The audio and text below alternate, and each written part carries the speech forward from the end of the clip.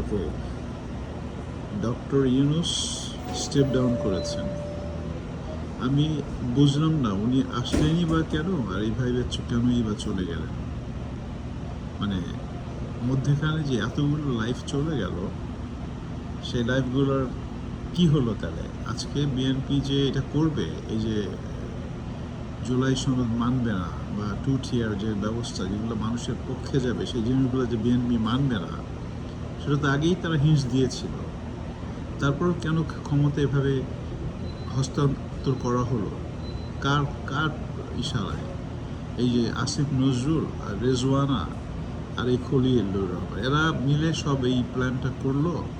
আর এই প্ল্যানটা কার্যকারী হয়েছে অ্যাকচুয়ালি ডক্টর ইউনূস যখন লন্ডনে গেল, তারেকের সাথে দেখা করলো, তার আগেই এটা ডিসাইডেড হয়ে গিয়েছিল।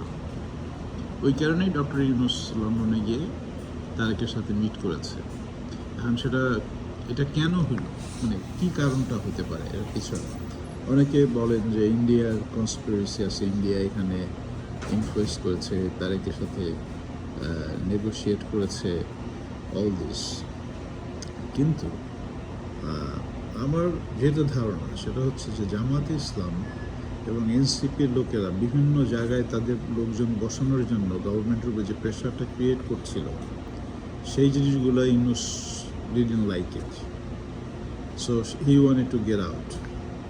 যখন এই যে মব কালচার শুরু হলো, এগুলোই কিন্তু আলটিমেটলি একটা মানে বিশৃঙ্খলা, কোনো আইন করতে পারলো না, মানে কোনো ল অ্যান্ড অর্ডার নিয়ে আসতে পারলো না ফিরিয়ে।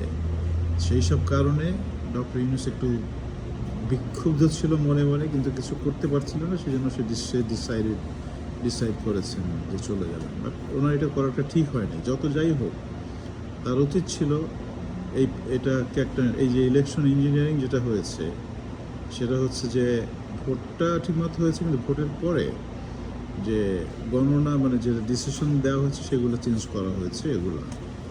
এখন এগুলো যদি পুরো আবার রিকাউন্ট করতে হয়, এগুলো এটা কোর্টের ব্যাপার, বছরের বছর চলে যাবে। সো এর মধ্যে বিএনপি তো ক্ষমতা, সেসব বিএনপি অলরেডি ক্ষমতা নিয়েছে। তারা জুলাই সনদ সাইন করবে না, অ্যাপ্রুভ করবে না, যেটা তো তাদের পূর্বপ্ল্যানই ছিল। সুতরাং এটা অবৈধ বলাই যায় গভর্নমেন্টকে, বিএনপি গভর্নমেন্ট অবৈধ। সুতরাং আন্দোলন আবার শুরু হতে পারে এবং আনরেস্ট শুরু হতে পারে। এবার জনগণ তো বুঝে ফেলেছে বিএনপির মতলবটা কী। সুতরাং সাধারণ মানুষের এবার আবার আরেকটা আন্দোলন করতে হবে মনে হয়।